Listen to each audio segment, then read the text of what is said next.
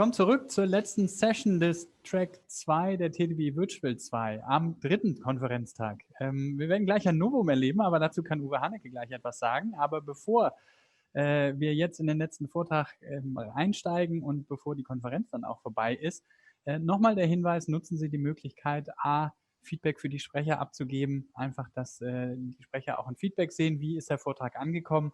Und natürlich, wir freuen uns auf Ihr Feedback als Organisator. Was hat Ihnen gut gefallen, was hat Ihnen schlecht gefallen, was ist Ihre Erwartung vielleicht auch fürs nächste Mal, was eine digitale Konferenz angeht. Also in dem Sinne, schauen Sie in den Event Hub rein, da werden Sie schnell den Fragebogen finden. Im Event Hub finden Sie noch weitere Informationen, aber wie gesagt, wir freuen uns auf Ihr Feedback. Wir würden uns natürlich gerne weiter verbessern auch und wir schauen natürlich auch schon auf die nächsten Veranstaltungen. Ja, auch bei der letzten Session gilt, nutzen Sie den Chat für Ihre Fragen an den Sprecher. Und ja, die Frage geht an Uwe, was werden wir gleich noch sehen? Ja, Christoph, besten Dank für die Überleitung. Ja, wir werden jetzt noch ein Novum haben. Du hast es gerade schon angekündigt. Also wir werden erstmals jetzt ein Video einspielen. Der Referent hat uns also, damit wir keine Probleme haben mit der Bandbreite, hat uns gestern ein Video zur Verfügung gestellt. Das heißt, wir werden gleich das Video einspielen, nachdem ich den Referenten vorgestellt habe. Und danach geht es aber in die Live-Session zu Question and Answers. Das heißt also, der Referent Offer wird sich dann gleich auch noch live dazuschalten oder ist eigentlich schon dabei, um dann Ihre Fragen zu beantworten. Und seien Sie nicht schüchtern, nutzen Sie den Chat, stellen Sie Ihre Fragen, die wir dann auch in dieser Session beantworten können. Gut, well, I switch to English right now. We started in English in the morning with a keynote from Stephen, and we finish in English with the talk from Offer Habushi. Offer is EMEA practice manager, big data and cloud at Talend company. Talend, a giant in data integration. And we are curious what he will show us about a modern data ecosystem. And we hope that all goes well right now with the video, and we see each other back in the question and answer session.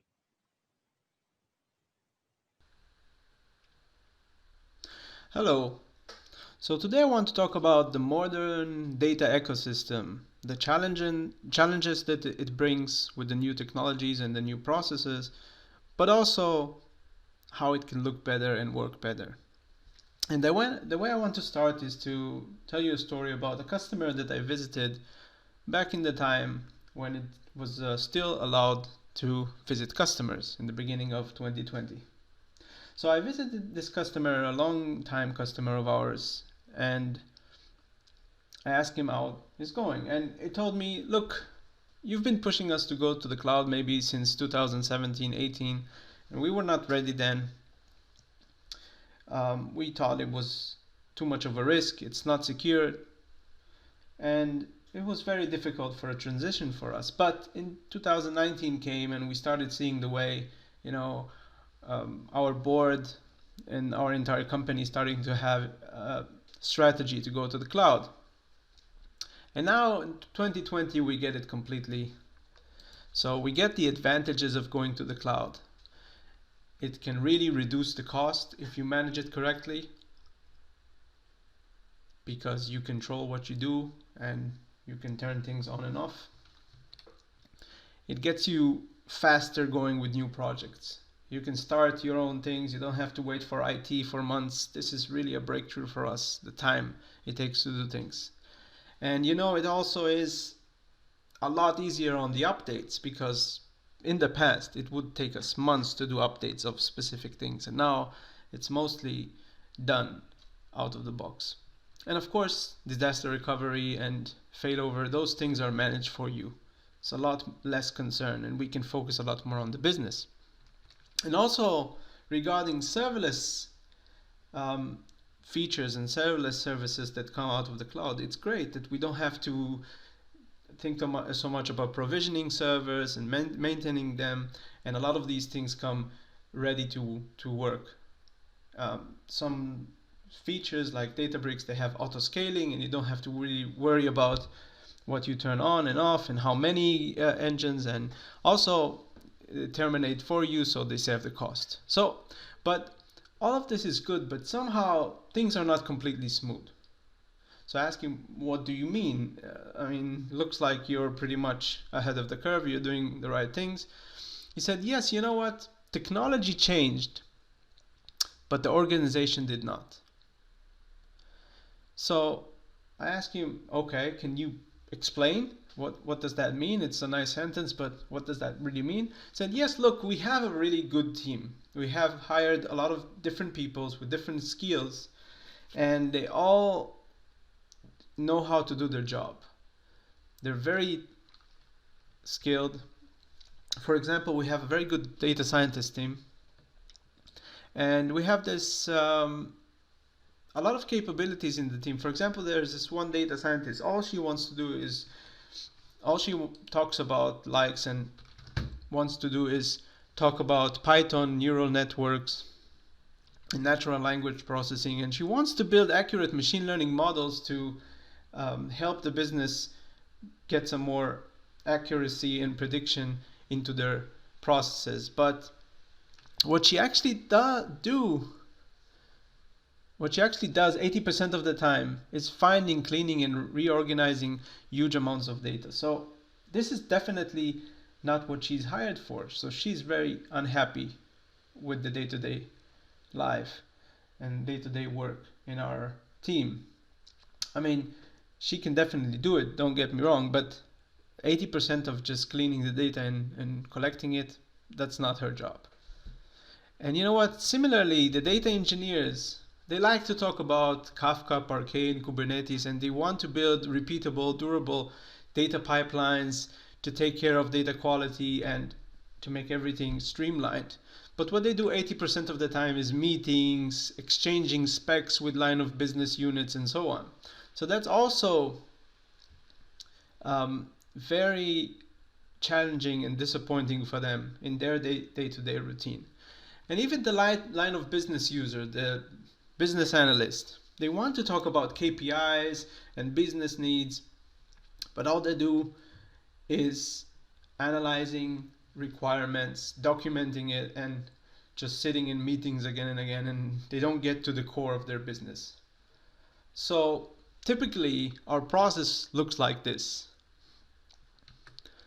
We have a data engineering team that have put a pipeline in the middle of all of our data operations. They use Kafka, they use Avro, they use the full technology stack. They have cloud storage, they have Parquet, they have Spark, they can do big data, they can do a lot of things.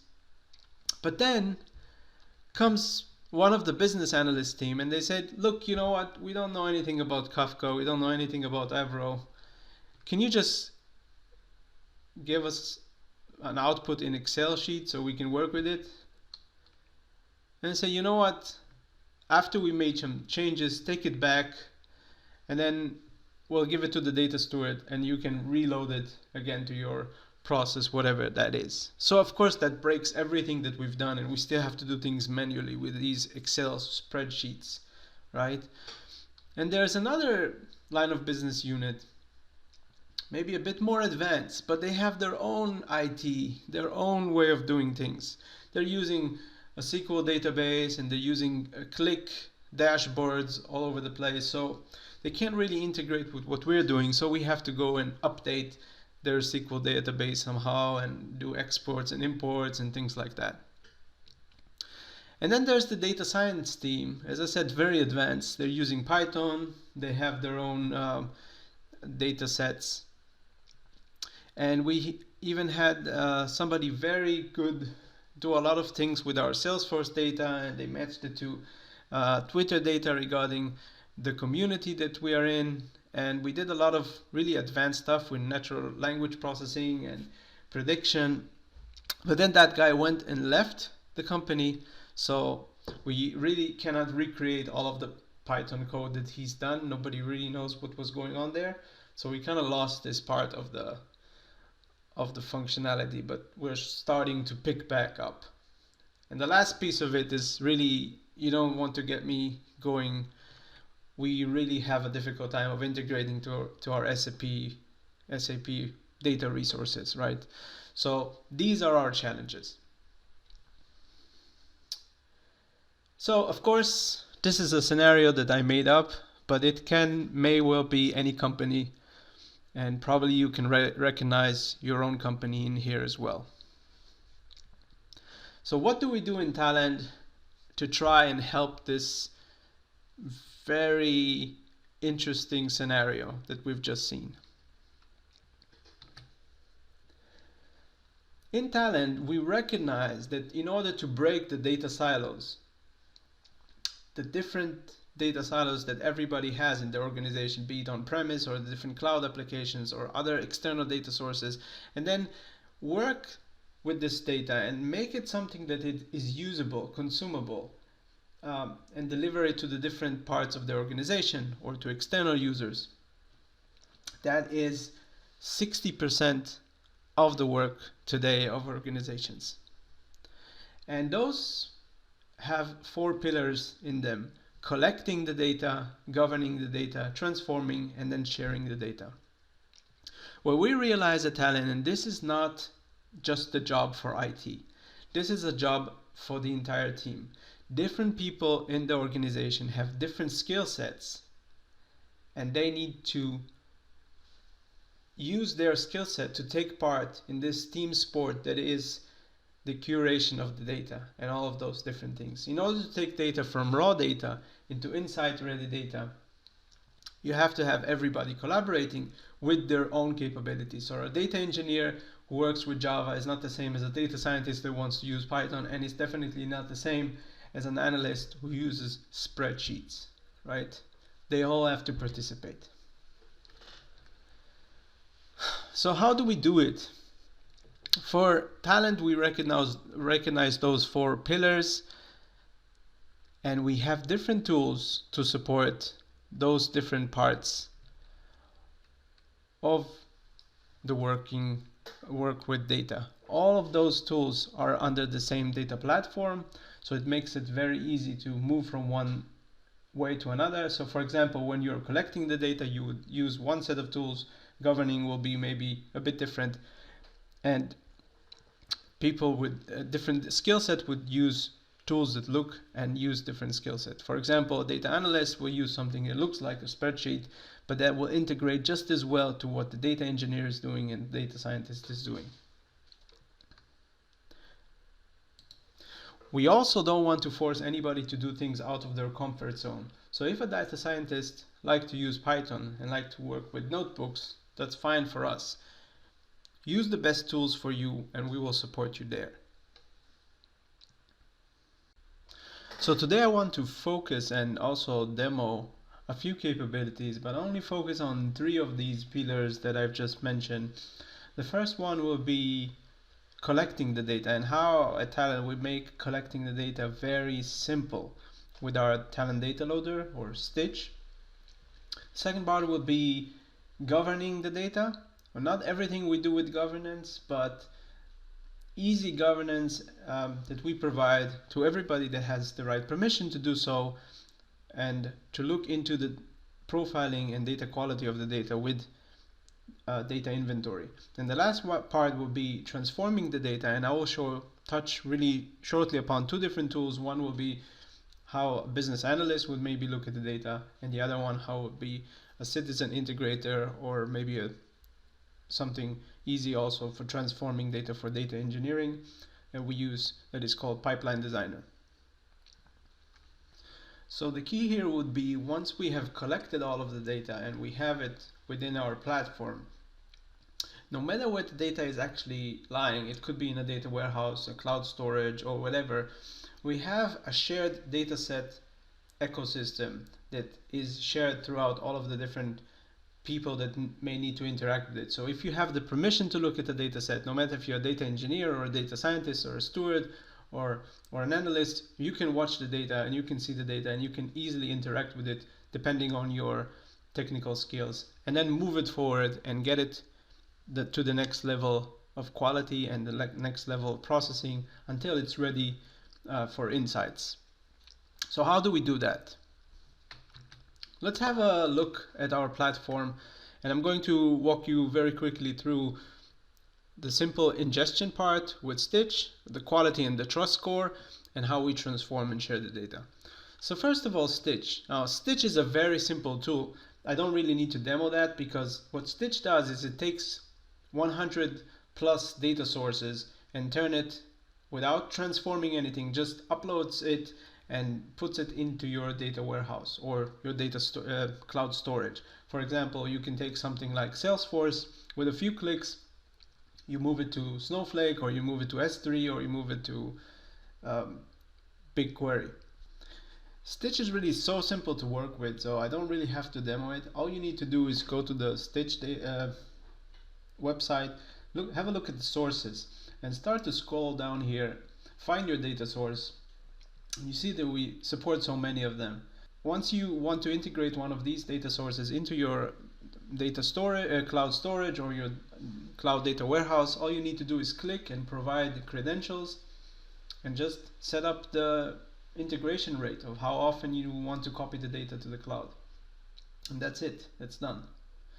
Now, once you finish with that, you go into the Talend cloud portal, and we go into data inventory, and we see our data sets. This is where the different people in the organization will share their view of the data set. And you see here the data sets are coming from really different places. Some of them are stored on a database, some of them are stored on maybe something like Kafka, or they're just files or REST APIs.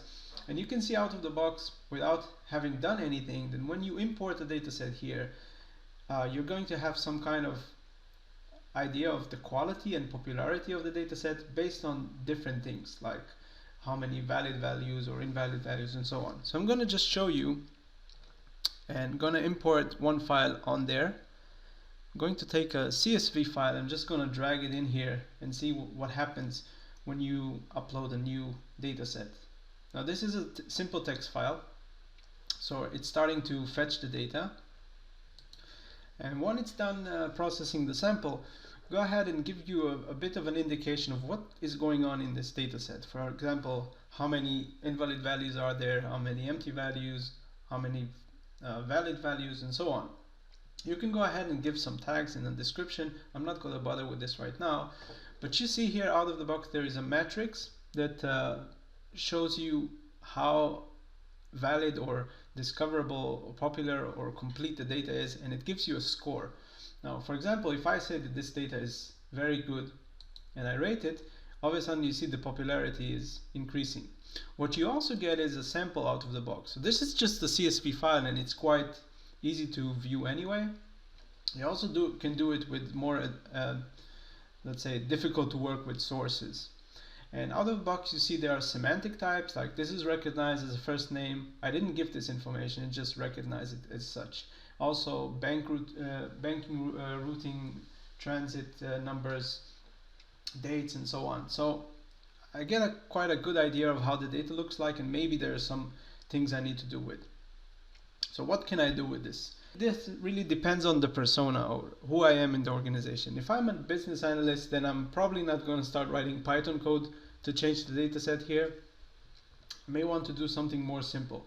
So if I'm a business analyst, I'm going to create something that we call a data preparation for this. So let's go ahead and do that and see what a business analyst can do out of the box with this data set.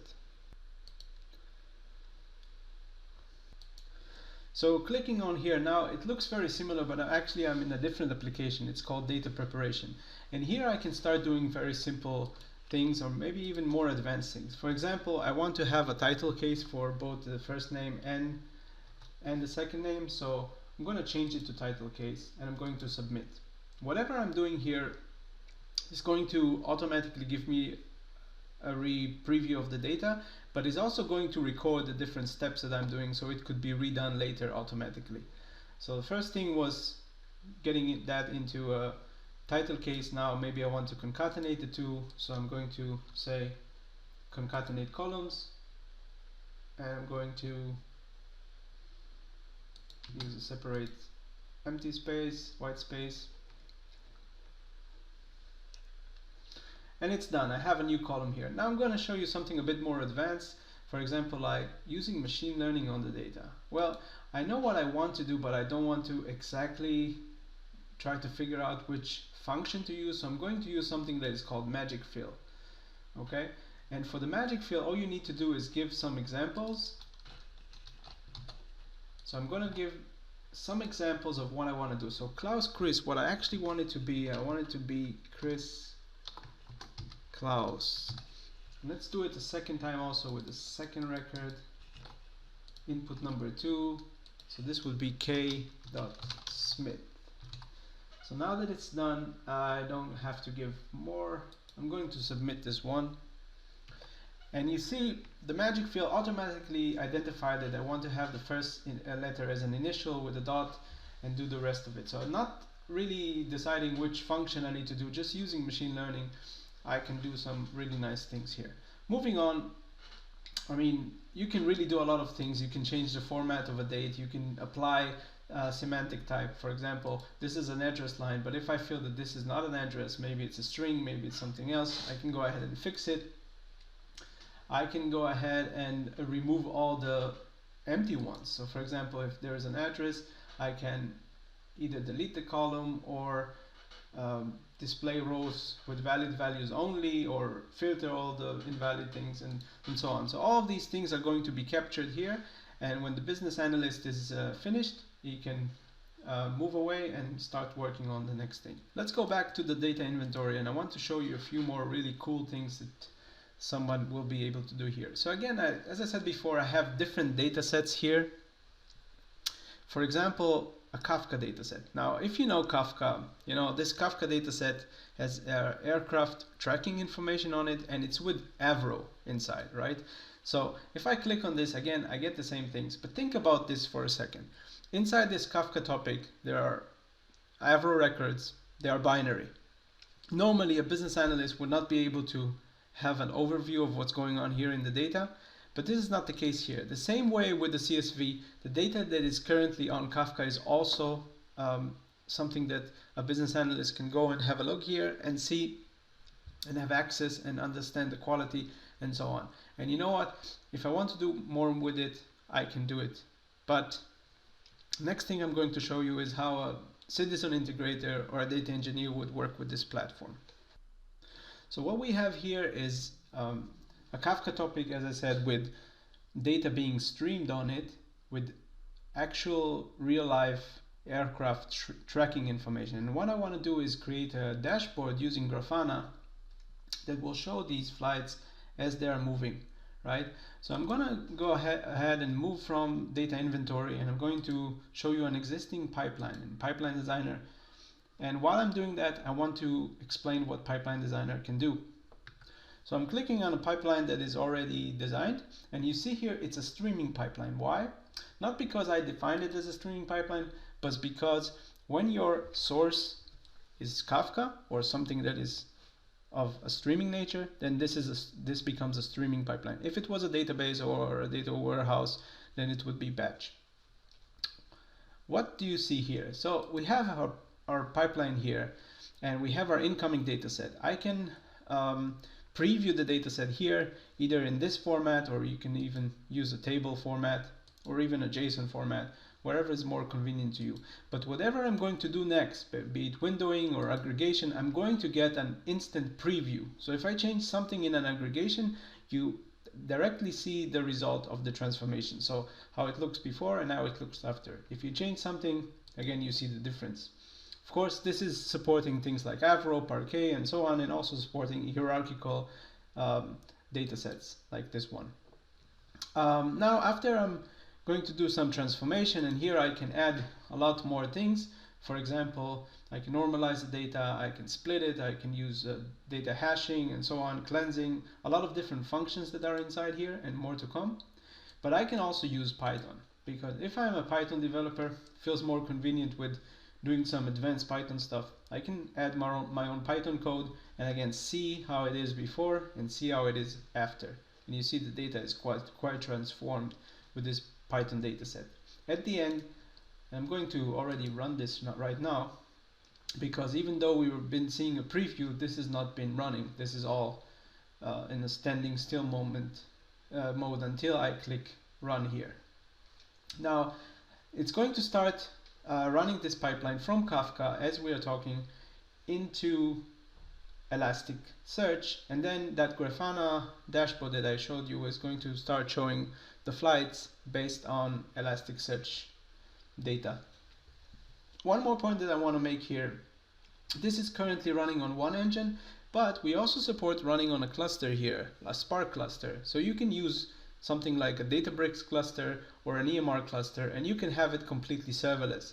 So a Databricks cluster could be started based on the fact that you started this job, created, and then auto-scale from 2 to 6 nodes, however many nodes Databricks will decide that you need based on the data, and then it will also terminate at the end. So this is completely serverless. It's also for big data. So basically really a flexible tool. So let's take a look at the dashboard in Grafana that we're streaming into. You see all these little dots are every 5 seconds of a specific flight. The more we stream the data, the more you will see lines of these specific flights, and you will see where they are flying into, in what direction. And on the very top left we have the country of origin of the different flights. So the dashboard is really interesting, especially in these times of the coronavirus with not so many flights. So finally, to conclude, this tool is for data engineers or citizen integrators. It's not requiring a lot of data skills, but still give you a lot of flexibility in what you can do with data for batch or streaming. So let's try to conclude what we've seen today. Obviously, Talend has a lot more to offer. I don't have the time. I probably would need hours to show you everything. What I tried to focus on today is some of the new things that Talend may offer that can really help solve some of these problems that we talked about in the beginning. How different personas in an organization will interact and work together as a team to save money and time and bring more value from the data into the organization. We've still obviously use Talend Studio, where we have hundreds of connectors and a huge flexibility of creating any data pipeline. But what you can see is really the vast amount of connectors that we support, vast amount of data sources, and together with Stitch, it's basically very easy to ingest data with Talend. Once you've ingested the data, very easy to discover and profile the data and get a view of the trust score and what is the state of your data and how much you can work with it or how much you need to improve on it. The second thing is, this is both for batch and streaming. So as I've shown you, both in Studio and in Pipeline Designer, we support batch, we support streaming, and you don't really have to design differently. You design exactly the same. Talend can run on any cloud. We support Azure, we support AWS, you can run it on Google. Our architecture is so that you can run it either on-premise or in the cloud. So really designed for the modern days. And finally, as you've seen in this demo, it's always about productivity and always about quick feedback. You insert the data set, you see the profiling, you see the information, you're doing some transformation. Directly you get a preview of the data. You're changing something, you see the feedback. So these are the main keys. There's a lot more to it, and I encourage you either to come and meet me after the talk and ask questions, or come and interact and talk to us about how we do things at Talend. Thanks very much for listening. I'll take the questions if you have them. Otherwise, have a good day.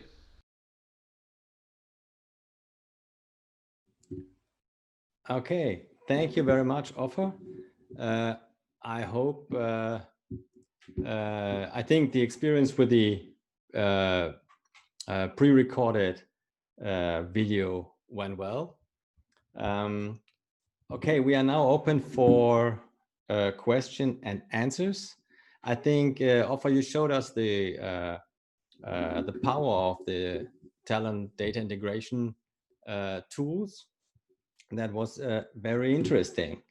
Offer, I have one question up front.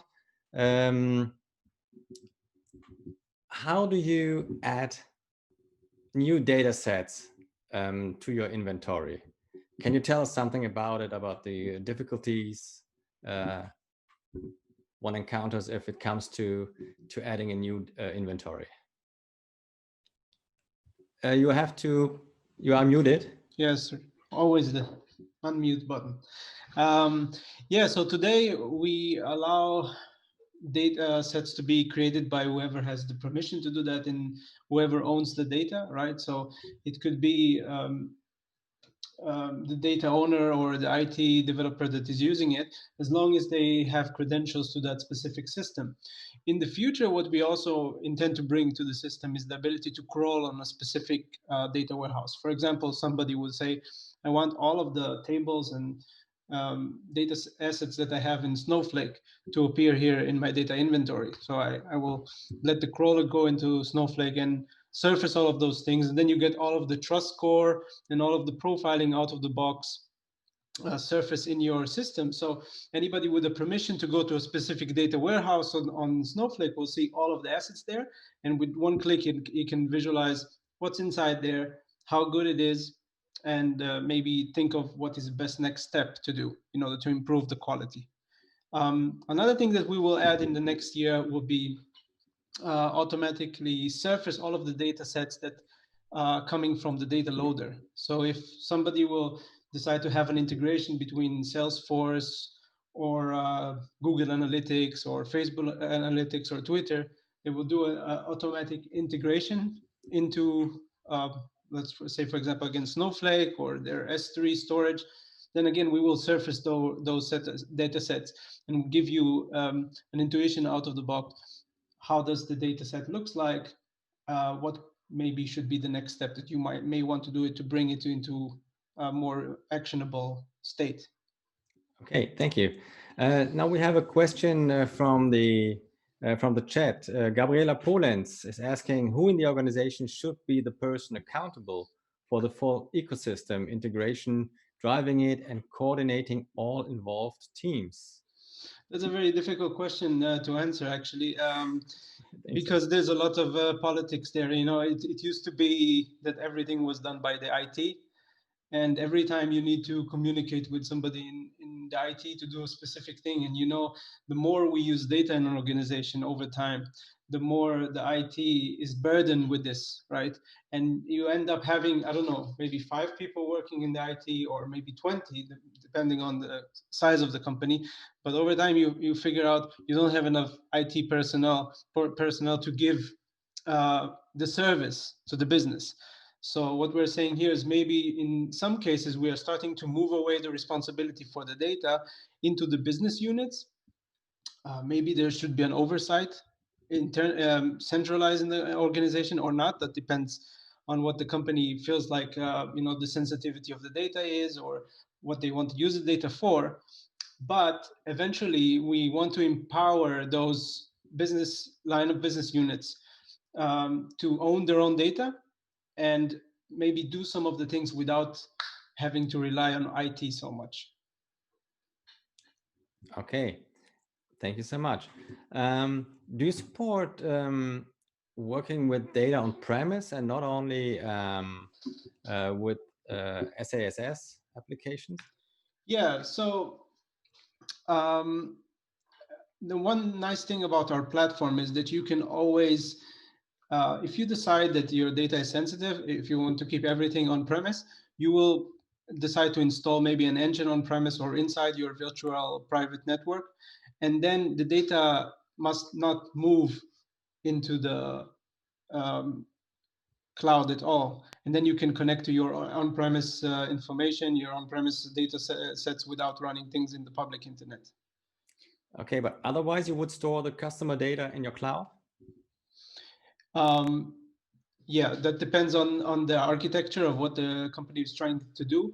If they have no problem storing somewhere the data in Snowflake or Amazon S3 or Azure storage and so on, then we will support them there. Then usually they evaluate the solution, they find that it's secure enough, and then yeah, you can do the same thing in the cloud. Okay, thank you. I think we don't have any question left. I would like to thank you, Offer, for the talk, for the interesting insights you shared with us regarding Talend's products and Talend's strategy as well. And I think you will go to the speakers lounge now, and everybody's invited to meet Offer there and talk to him personally. Thank you. Thank you. I appreciate it. Yeah, also from my side, thank you very much, Ofer, and especially that you are positive, that you were available at the Q&A right now, and yeah, please join him in the Speakers Lounge. Ja, zurück auf Deutsch sage ich Dankeschön für Ihre Teilnahme an der TDB Virtual 2. Gestartet sind wir vor 5 Wochen am 6. Oktober mit Framing the Data-Driven Company und dem Fokus auf Strategie und Data Governance. Vor 2 Wochen dann hatten wir den Aufbau der Data-Driven Company mit Data Management Architektur, den wir da thematisch begleitet haben, und heute eben das Arbeiten in der Data-Driven Company mit dem Fokus auf Advanced Analytics und AI und Data Science. Ja, die Reise geht nun zu Ende und wir hoffen, dass Ihnen unsere digitale Konferenz gefallen hat und Sie konnten für sich selber eigene wertvolle Informationen mitnehmen. Uwe, ein ganz großes Dankeschön für deine Moderation heute. Wie fällt dein Fazit des heutigen Tages aus? Das war natürlich gern geschehen, habe ich gern gemacht. Ich habe auch viel mitgenommen, muss ich sagen.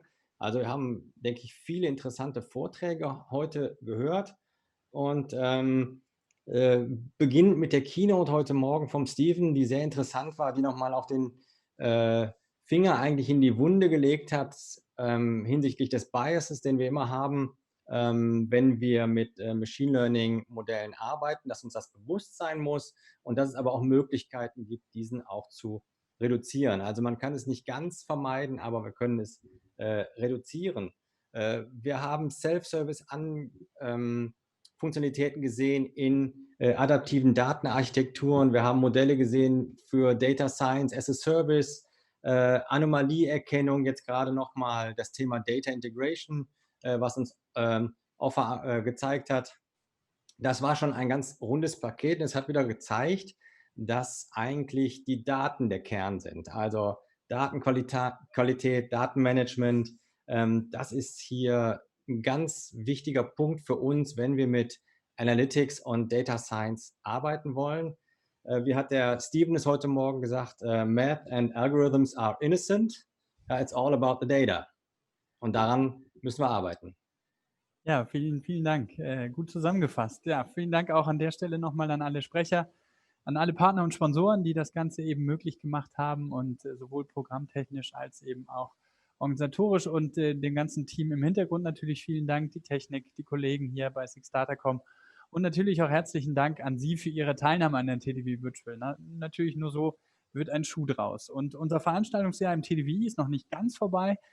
Schauen Sie gerne auf tdwi.eu unter Veranstaltungen auf die aktuellen Roundtable, die noch auf uns zukommen. Und ja, wir werden im kommenden Jahr mit verschiedenen Konferenzformaten dann natürlich wiederkehren. Wenn möglich, gerne als Präsenzveranstaltung. Da schauen wir drauf. Es gab jetzt gute Nachrichten, was einen Impfstoff angeht, aber das wird auch alles Zeit brauchen. Also wir schauen drauf. Wir sind gut vorbereitet, auch digital wieder für Sie da zu sein. Wir freuen uns, wenn Sie wieder dabei sind. Ich sage Dankeschön, dass Sie dabei waren, jetzt bei der TDW Virtual 2. Und ja, wie gesagt, freue mich auch dann, Sie in Zukunft bald wieder im TDWI begrüßen zu dürfen. Danke vielmals, bleiben Sie gesund, passen Sie auf sich auf und bis bald.